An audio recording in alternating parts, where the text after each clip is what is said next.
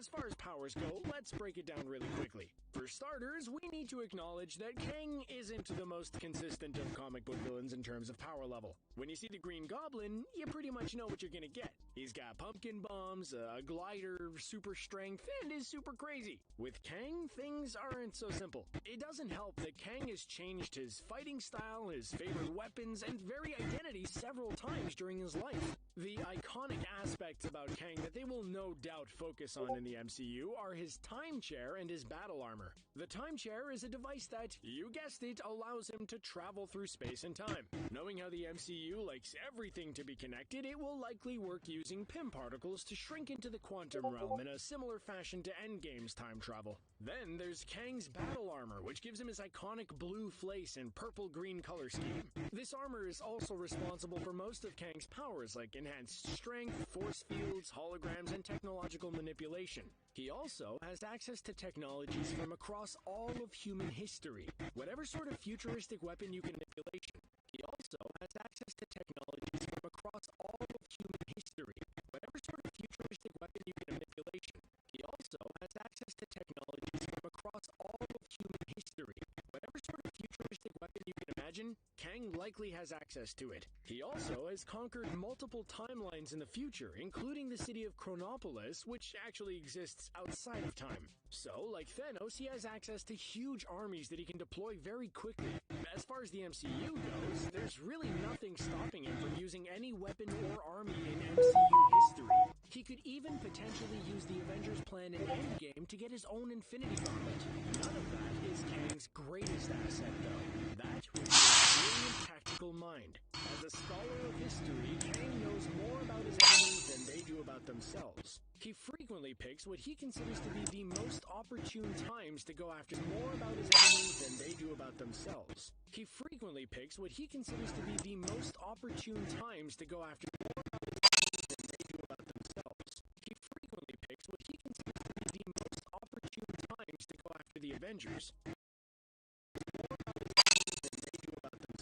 Weakness. You see, like Napoleon or Alexander before him, Kang's reach exceeds his grasp. His desire to destroy the Avengers and conquer all of time is just insanity.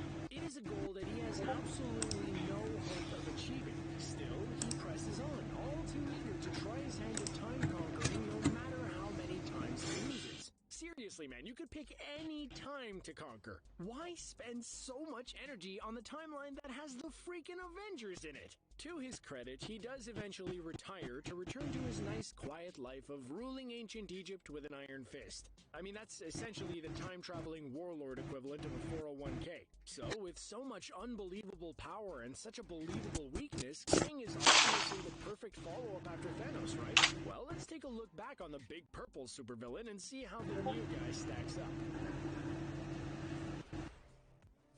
Thanos was the MCU's most hyped villain, and when he arrived, he didn't disappoint. He was the single most iconic movie villain since Voldemort, who also turned into ashes at the end of the Harry Potter series. As much as we love Thanos, now that his run is over, was he actually as great of a villain as we remember?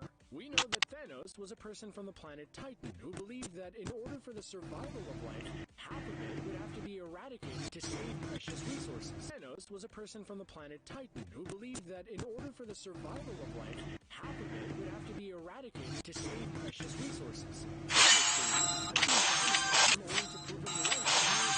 After the destruction of his homeworld, Thanos spent an undisclosed number of years amassing a vast cosmic power so that he could see his work completed. At some point along the way, he discovered the Infinity Stones and decided to use them to complete his goal with a snap of his fingers. A few glimpses of Thanos leading armies in the days before Infinity War, most of it stop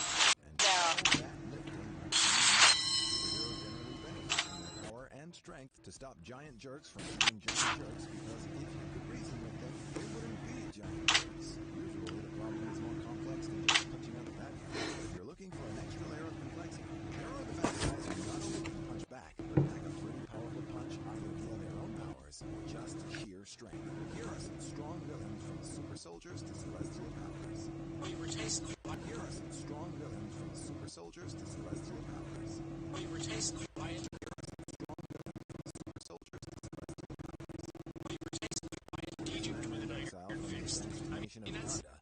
Killmonger was already a force to be reckoned with. You know when the people who trained a guy start asking themselves if that was such a good idea, you have to the commander of the X-Men thing is not, however, when he refused to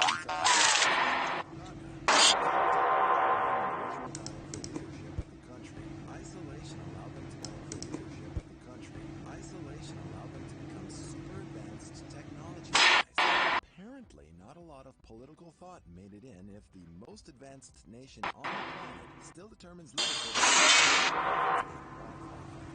Killmonger won the crown. He also became the Black Panther, protector of Wakanda, complete with the powers. He also became the Black Panther, protector of Wakanda, complete with the powers granted by the heart. Infinity War opens up with a matchup between Thanos and the Hulk. Thanos won, Hulk 0. Then Hulk had a big think about how into Thanos' muscle he was. Even in the comics, Thanos is part of the Class 100 Plus crowd, and that's just for his rock collection. And all that though, Thanos wasn't exactly lining up for a boxing match with the Hulk. Your fear grows, you become. Under the Great wept, seeing as there were no new, seeing as there were no wept, seeing as there were no new, seeing as there were no new worlds to conquer, worlds to conquer, worlds to conquer. Kang the Conqueror found a time machine, and a path through the multiverse, and just kept finding new worlds to conquer, or reconquer, or go back in time and pre-conquer. He earned his new worlds to conquer, or reconquer, or go back, so spoon it out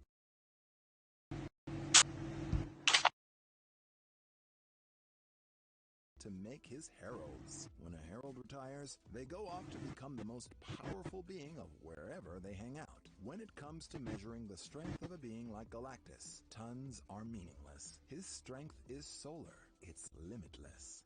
Secret is safe. When you're talking about eating planets like they're just a problem for strength on a solar scale, how do you